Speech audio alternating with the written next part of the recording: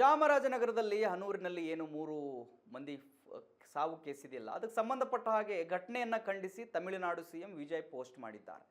ಎಕ್ಸ್ನಲ್ಲಿ post ಮಾಡಿದ್ದಾರೆ.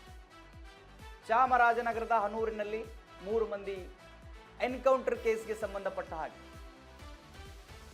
ಘಟನೆಯನ್ನು ಖಂಡಿಸಿ ತಮಿಳುನಾಡು ಸಿಎಂ ವಿಜಯ್ ಅವರು ಪೋಸ್ಟ್ ಅನ್ನು ಮಾಡಿದ್ದಾರೆ ಎಕ್ಸ್ನಲ್ಲಿ. ಏನಂತ ಹೇಳಿ, ತಮಿಳಿಗರನ್ನು ಕೊಂದಿರುವುದು ರುದ್ರ ವಿದ್ರಾವಕ ಸಂಗತಿ, ಇದು ಹತ್ಯಾಕಾಂಡ ಎಂದು ಎಕ್ಸ್ನಲ್ಲಿ ತಮಿಳುನಾಡು ಸಿಎಂ ವಿಜಯ್ ಅವರು ಜೋಸೆಫ್ ವಿಜಯ್ ಅವರು ಪೋಸ್ಟ್ ಮಾಡಿದ್ದಾರೆ. ಕರ್ನಾಟಕ ಅರಣ್ಯ ಇಲಾಖೆ ನೀಡಿರೋ ವಿವರಣೆ ಒಪ್ಪುವಂಥ ವಿವರಣೆಗಳನ್ನು ಅವ್ರು ನೀಡ್ತಾ ಇಲ್ಲ. ಘಟನೆ ಬಗ್ಗೆ ಪ್ರಾಮಾಣಿಕವಾಗಿ ತನಿಖೆ ನಡೀಬೇಕು, ಉನ್ನತ ಮಟ್ಟದ ತನಿಖಾ ಸಮಿತಿಯನ್ನ ರಚಿಸಬೇಕು ಅಂತ ಹೇಳಿ ಅವರು ಕೂಡ ಆಗ್ರಹಿಸ್ತಾ ಇದ್ದಾರೆ. ತಮಿಳುನಾಡು ಸಿಎಂ ತಮಿಳಿಗರನ್ನ ಕೊಂದಿರುವುದು ನಾವು ಒಪ್ಪಲ್ಲ ಅಂತ ಹೇಳಿ, ಇದೇ ಕಾರಣ ಏನು ಆ ಶಿಕ್ಷೆ ಆಗಬೇಕು, ಇದಕ್ಕೆ ಕಾರಣವಾದವರಿಗೆ, ಬಲಿಯಾದವರ ಕುಟುಂಬಗಳಿಗೆ ನೆರವು ನೀಡಬೇಕು, ಇವೆಲ್ಲವನ್ನು ಕೂಡ ಅವರು ಆಗ್ರಹಿಸ್ತಾ ಇದ್ದಾರೆ. ಘಟನೆಯನ್ನು ಖಂಡಿಸಿ ತಮಿಳುನಾಡು ಸಿಎಂ ವಿಜಯ್ ಅವರು ಪೋಸ್ಟ್ ಮಾಡಿದ್ದಾರೆ ಎಕ್ಸ್ನಲ್ಲಿ. ಎಸ್ ವೀಕ್ಷಕರೇ, ಇದರ ಬಗ್ಗೆ ರಾಜ್ಯದಲ್ಲದೆ ತಮಿಳುನಾಡಿನಿಂದಲೂ ಕೂಡ ಎನ್ಕೌಂಟರ್ ಏನು ಆಗಿದ್ದಾರೆ, ಎನ್ಕೌಂಟರ್ನಲ್ಲಿ ಏನು ಸಾವನ್ನಪ್ಪಿದ್ದಾರೆ ಅವರಿಗೆ ಬೆಂಬಲ ಸಿಗ್ತಾ ಇದೆ, ಆ ಕುಟುಂಬಕ್ಕೆ ನೆರವಾಗಬೇಕು ಅಂತ ಹೇಳಿ ಖುದ್ದಾಗಿ ತಮಿಳುನಾಡು ಸಿಎಂ ಪೋಸ್ಟ್ ಮಾಡಿದ್ದಾರೆ. ದೃಶ್ಯದಲ್ಲಿ ಗಮನಿಸ್ತಾ ಇದ್ರು.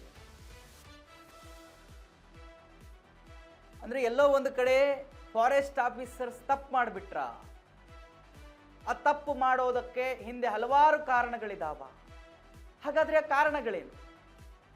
ಅಲ್ಲಿನ ಸ್ಥಳೀಯರು ಹೇಳುವ ಕತೆ ಬೇರೆ, ಆ ಸ್ಥಳೀಯರು ಹೇಳಿರುವ ನಿಜ ಸಂಗತಿಗಳು ಬೇರೆ, ಫಾರೆಸ್ಟ್ ಆಫೀಸರ್ಸ್ಗಳು ಹೇಳೋದು ಬೇರೆ.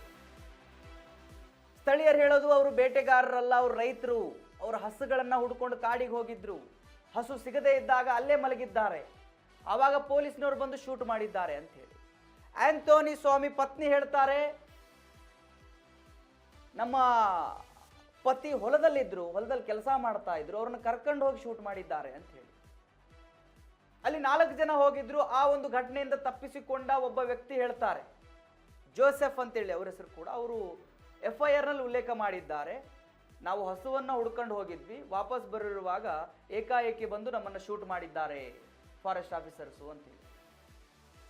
ಯಾವುದು ನಿಜ ಅನ್ನೋದು ಬಹಳ ಗೊಂದಲಮಯವಾಗಿದೆ. ಏನಾಗಿದೆ, ನಿಜವಾಗಲೂ ಅಲ್ಲಿ ನಡೆದಿರ್ತಕ್ಕಂಥದ್ದೇನು, ನಿಜವಾಗಲೂ ಫಾರೆಸ್ಟ್ ಆಫೀಸರ್ಸ್ ಬೇಕಂತೆ ಶೂಟ್ ಮಾಡಿದ್ರ, ಅಥವಾ ಫಾರೆಸ್ಟ್ ಆಫೀಸರ್ಸ್ ಮೇಲೆ ಇವರು ದಾಳಿ ಮಾಡುವ ಮುಂದಾದಾಗ ಶೂಟ್ ಮಾಡಿದ್ರ? ನೋಡಿ, ಇಲ್ಲಿ ಗಾಢವಾದ ಒಂದು ಪ್ರಶ್ನೆ ಏನು ಮೂಡುತ್ತೆ ಅಂತ ಹೇಳಿದ್ರೆ, 3 ಜನರನ್ನು ಶೂಟ್ ಮಾಡುವ ಅಗತ್ಯ ಇತ್ತ ಅಂತೇಳಿ.